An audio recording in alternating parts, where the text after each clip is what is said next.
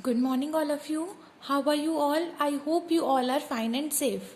So, today we are going to read about block number 10, digestion. So, open your content book, page number 10. Some internal organs.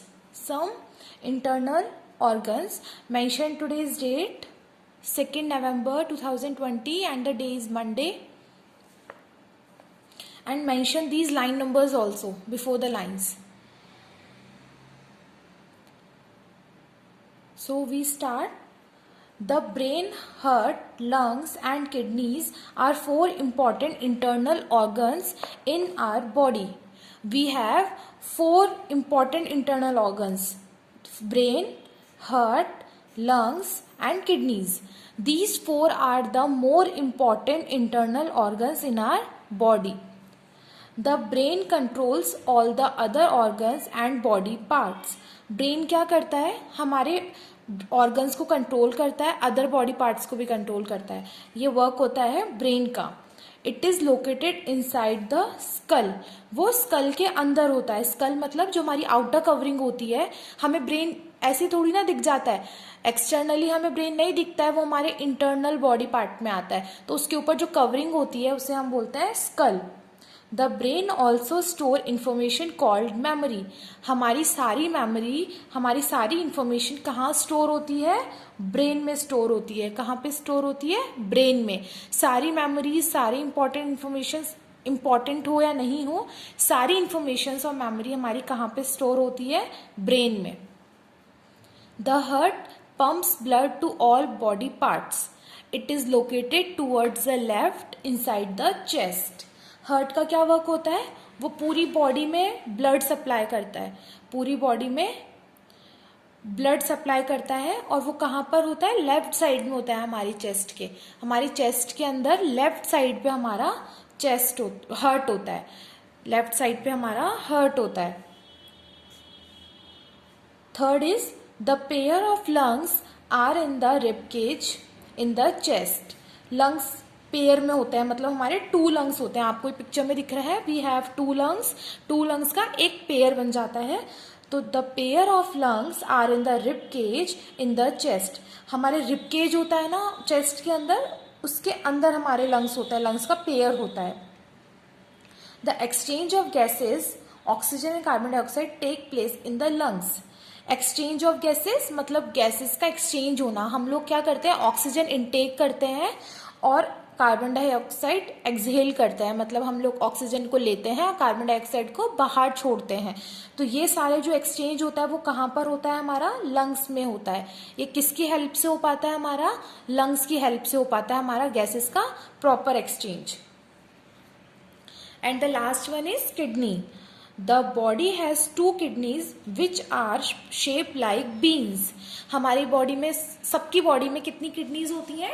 We have 2 kidneys. और उनकी shape कैसी होती है? Bean shape होती है.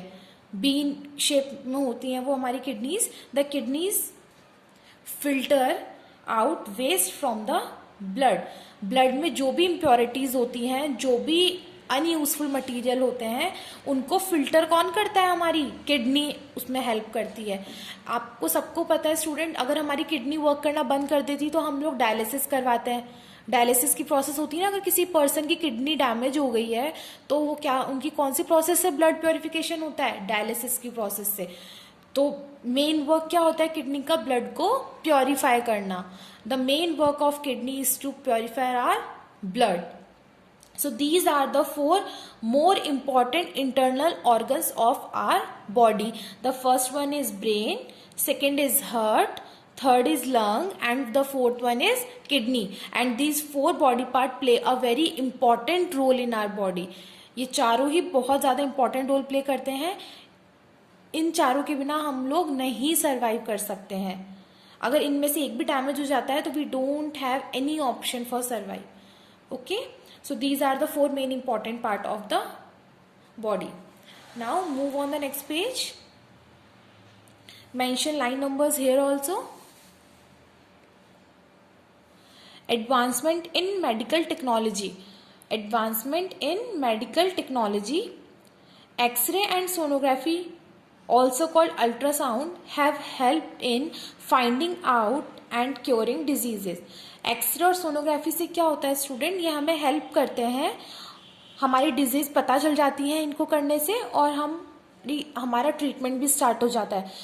X ray में क्या करते हैं वो लोग, हमारी बॉडी को जज करते हैं, हमारी बॉडी पे, ये आपको जो फोटो में दिख रहा है ये एक्सरे रिपोर्ट्स होती हैं, हमारा वो लोग टेस्ट करते हैं, तो उस टेस्ट के बाद में जो रिपोर्ट्स आती हैं वो कुछ इस टाइप की आती हैं, ये हमारी एक्सरे रिपोर्ट्स होती हैं.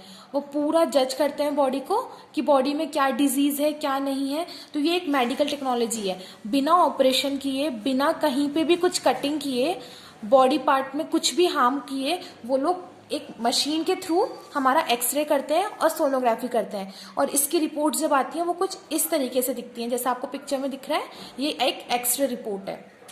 These technologies allow doctors to see problems in the body and internal organ without needing to make any incision. In technologies का यूज करके डॉक्टर्स क्या करते हैं, किसी भी ह्यूमन की बॉडी में कोई भी प्रॉब्लम हो रही हो, उसको कहीं पे भी पेन हो रहा हो, उसकी कोई इंटरनल प्रॉब्लम हो जिसे हम लोग नॉर्मल पर्सन्स नहीं देख पा रहे हो, तो डॉक्टर्स इन टेक्नोलॉजी का यूज कर एक्सरे और सोनोग्राफी का यूज कर उस डिजीज का पता लगा लेते हैं. तो उन्हें कोई भी without needing to make any incision means क्या होता है, ऑपरेशन करना. यहाँ पे आपको अपनी ग्लॉसरी में दिख रहा है, इंसीजन मतलब an opening made on the body during an operation using a sharp tool मतलब जो डॉक्टर्स के इक्विपमेंट्स होते हैं जैसे सीजर, नाइफ, उनसे वो हमारे स्टमक पे कट लगा देते हैं.